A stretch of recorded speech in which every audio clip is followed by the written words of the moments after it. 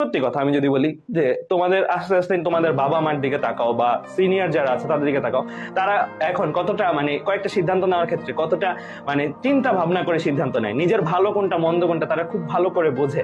তো তোমাদেরও ওই ক্যাপাসিটিটা গ্রো করানোটাই আসলে শিক্ষার উদ্দেশ্য। অ্যান্ড কলেজ লেভেলে যেখানেই তোমরা পড়ো দেখবা স্কুলে যেরকম স্যাররা চার্জ করতো পড়ছো কিনা, পড়ে আসছো কিনা, এই জিনিসগুলো কলেজ লেভেল থেকে ফুল স্বাধীনতা অলমোস্ট। মানে তুমি পড়ো বা না পড়ো এটা সম্পূর্ণ কার উপর, তোমার উপর। কারণ এখন থেকে আগেও যেরকম বাবা মারা দেখবা হয়তো বলে বলে পড়াইতো, ওই জিনিসটা কিন্তু আস্তে আস্তে কমে যাবে। এখন তুমি পড়বা কি পড়বা না এটা সম্পূর্ণ তোমার উপর। এখন এটার দুইটা প্লাস সাইড আছে, মাইনাস সাইডও আছে। সেটা কি? সেটা হচ্ছে যেহেতু এখন থেকে তোমার একটা ফ্রিডম চলে আসছে নিজের পড়াশোনার প্রতি, যে আমি পড়বো কতটুকু পড়বো, আমার পড়ার টাইমটা কতটুকু হবে, তুমি চাইলে ঘুমাইতে পারো, তুমি চাইলে পড়তে পারো। সো এই ফ্রিডমটা যেহেতু চলে আসছে, এই ফ্রিডমটার কেউ কেউ মিস ইউজ করবে, কেউ কেউ ইউটিলাইজ করবে, কেউ কেউ মিস ইউজ করবে, আবার কেউ কেউ ইউটিলাইজও করবে। সো দুইটা দুই রকম ভাইয়া। সো তুমি যদি ইউটিলাইজ করো, ইউটিলাইজ করার অর্থ কি?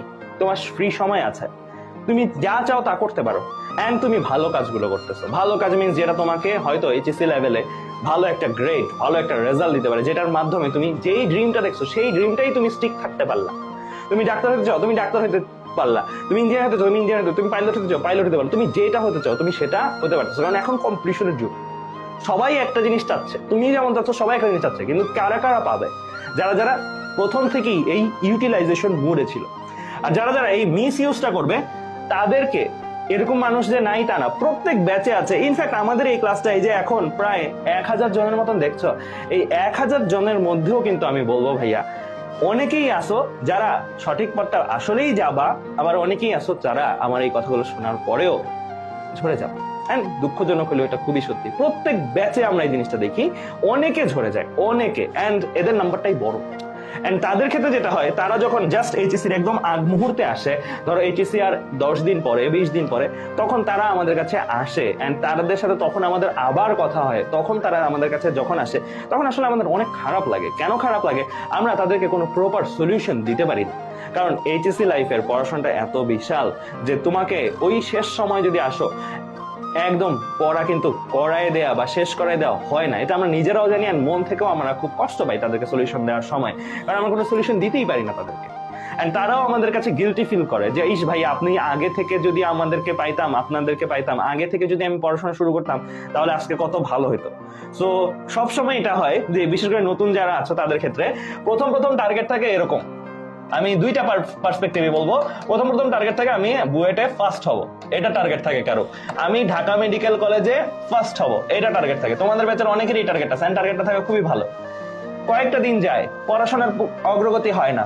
তারপরে হয় আচ্ছা ঠিক আছে আমার বুয়েটে চান্স পেলেই হবে, আমার কোনো পজিশন দরকার নেই, আমার ঢাকা মেডিকেল কলেজে চান্স পেলেই হবে, কোনো পজিশন দরকার নাই।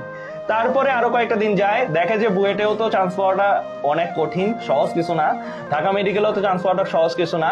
তখন চিন্তা করে যে আচ্ছা ঠিক আছে আমি মোটামুটি একটা ইঞ্জিনিয়ারিং ইউনিভার্সিটি হইলেই হবে, ইঞ্জিনিয়ারিং পড়তে পারলেই হবে, কোনো একটা ইউনিভার্সিটিতে, পাবলিক ইউনিভার্সিটি, কোনো একটা গভর্নমেন্ট মেডিকেল কলেজ হলেই হবে।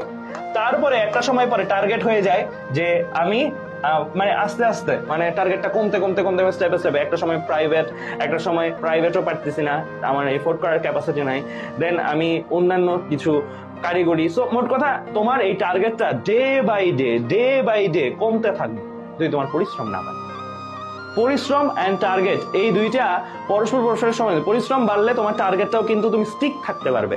সো আমি চাই না তোমাদের কারো টার্গেট এই জায়গা থেকে একটা ড্রপও নামুক। আমি চাই তোমরা আজকে যে টার্গেটটা করতেছো, যে বড় এইম, বড় ড্রিম নিয়ে আসছো আমাদের কাছে, সেই ড্রিমটা শেষ পর্যন্ত থাকে। আজকে যে ড্রিমটা আছে যদি 1 বছর পরেও তোমাকে জিজ্ঞেস করলে সেম ড্রিমটা তুমি বলতে পারো যে হ্যাঁ ভাইয়া আমার ড্রিম ওইটাই আছে, এন্ড আমি ওই লক্ষ্যেই আগাচ্ছি।